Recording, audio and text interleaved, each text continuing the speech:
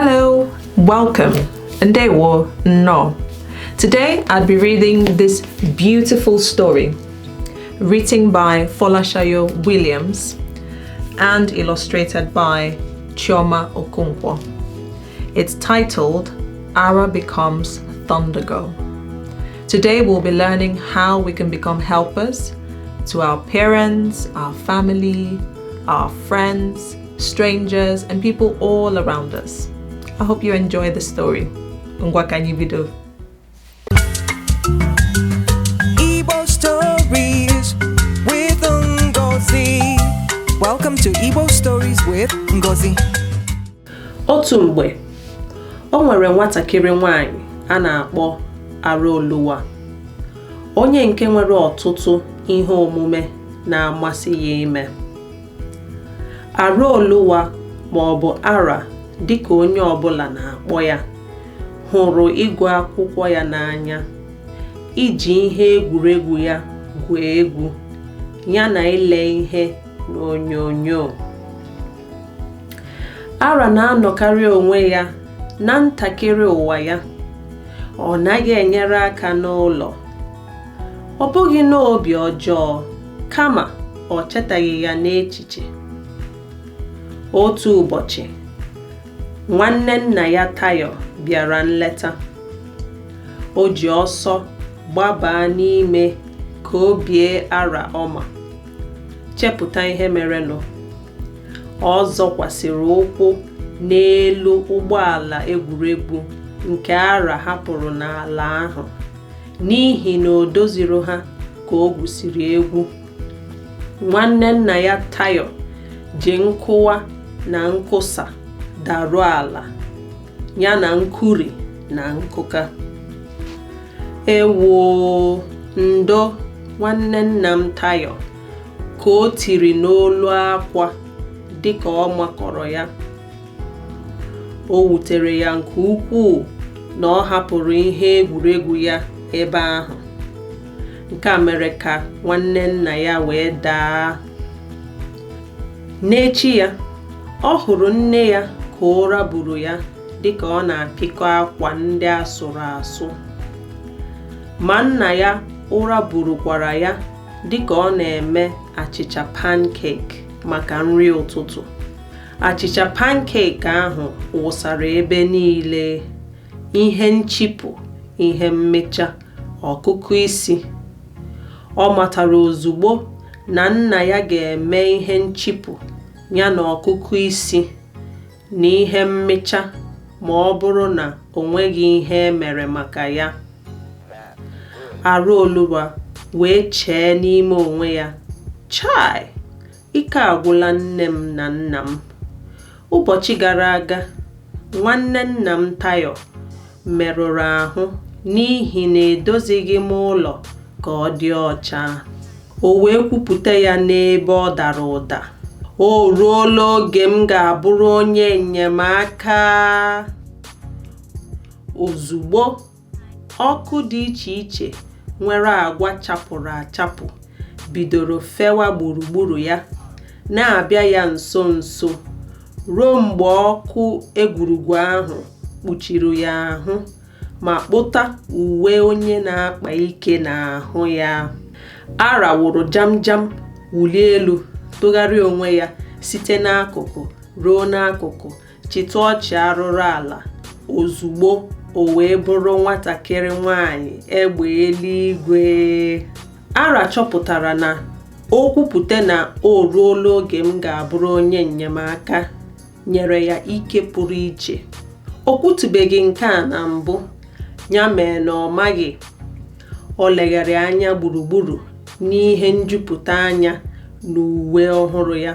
Ọ mara na mkpekele akwa ahụ ga-enye ya aka ifegharị ebe ọbụla na-atụfughị oge. Ọ chọpụtara ihe mkpuchi aka nọzi ya n'aka. Aka ya nweziri ike ịpịkọ akwa asụrụ asụ, ịchịkọ ihe egwuregwu ya, ya na ịzachasị ụlọ ngwa ngwa. Ihe nkeji ụkwụ ya amaka. O nwere ike ime ya ọ tụgharịa wee ghọọ ihe ọbụla ọ chọrọ site n'imetụ ya ntakịrị aka. Ọta ya na-alaghachitekwara ya azụ n'agbanyeghị ebe ọbụla ọ tụgara ya. Akpụkpọ ụkwụ ya ka emere maka ịga ije. Ịga ije nke na-enweghị mkpọtụ ọbụla. Ihe mkpuchi ihu ya na-eme ka ndị mmadụ ghara ịmatazi na ọ bụ ya. O nyekwara ya ọhụhụ ụzọ pụrụ iche. Mana ihe ọ hụrụ n'anya kachasị bụ okpueze ya na ntutu ya. Ntutu ya juru eju ma gbaa kpụrụkpụrụ. Ma ugbu a o nwere ike ịchịkọ ya n'ụzọ dị iche iche n'otu o si achịkọ ya n'ụlọ akwụkwọ. Nke a mere ka ọ pụọ iche. Chepụta ihe mere ọzọ. Ị nwetara ya, ị chepụtara ya nke ọma. Ọ gara ozugbo bido ọrụ. Mgbe ahụ, nwatakịrị nwanyị egbe eluigwe wụrụ jam jam wulie elu tụgharịa onwe ya site n'akụkụ ruo n'akụkụ, chịta ọchị arụrụ ala, wọghachikwa ara tupu nne na nna ya eteta ụra. Ha dị ntakịrị mgbagwoju anya maka ihe mere mgbe ahụ. Ka otu izu ụka gasịrị, Ara na nne ya gara ahịa. Obi ya niile nọ n'ịhọpụta ihe ndị niile edere n'akwụkwọ ihe ndị a ga-azụ. N'ụzọ ebe ahụ, ọ hụrụ otu nwa okorobịa na-ararụ ụra n'ezi ebe ahụ ebe a na-ere ihe. O wee cheta nne na nna ya mgbe ụra buru ha n'ebe na-ekwesịghị ekwesị. Nne, gịnị mere o ji ararụ ụra ebe ahụ? Ka ọ jụrụ nne ya. Nne wee kọwaa, mgbe ụfọdụ ndị mmadụ na-abụ ndị na-enwekwazighị ọrụ ma ọ bụ ụlọ ma ọ bụ ezinụlọ ihe na-esiri ha ike. Ha anaghị enwekwazi ebe ha ga-ebi ma ọ bụ nri ha ga-eri. Nke a wutere Ara n'ihi na ọ ma na ọ nwere ime ụlọ machara mma nke ihe egwuregwu na ihe nracha ụtọ jupụtara ebe ọbụla, ya na akwa ebe ọ na-adịna mara mma. Ọ chere oke echiche maka etu o nwere ike inyere aka site n'ike ọhụrụ nke ọ nwere.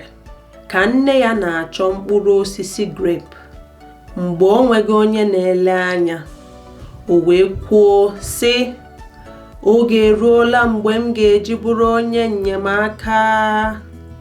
Ị mara ihe mere ọzọ?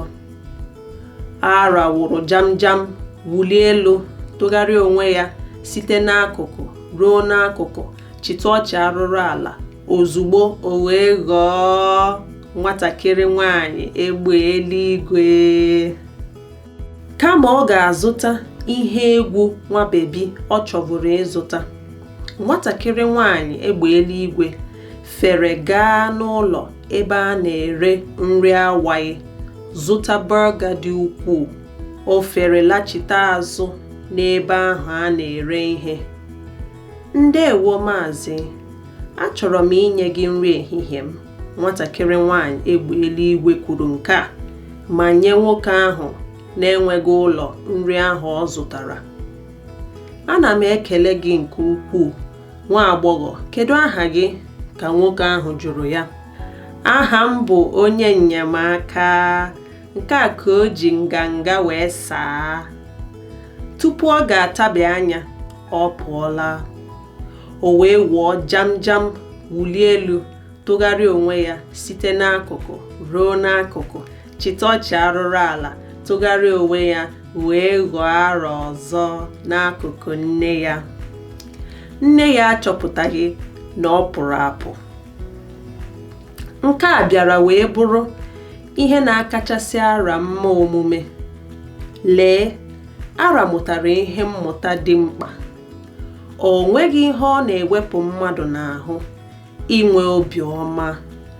Ihe niile ị nwere ike ime bụ ịhụta ndị niile nọ gị n'akụkụ wee were onwe gị mara etu o si dịrị ha, ma makwa ihe ị nwere ike ime inyere aka.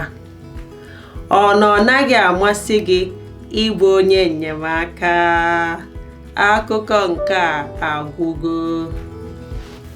Kedu ihe anyị mụtara n'akụkọ taa? Ihe anyị mụtara taa bụ na anyị ga na-enyere mmadụ ibe anyị aka ebe ike anyị ruru. Kedu okwu ndị anyị mụtacha taa? What new words have we learned today? Let's go over it. Ihe egwuregwu, toys. Ihe egwuregwu, toys. Onyonyo, television.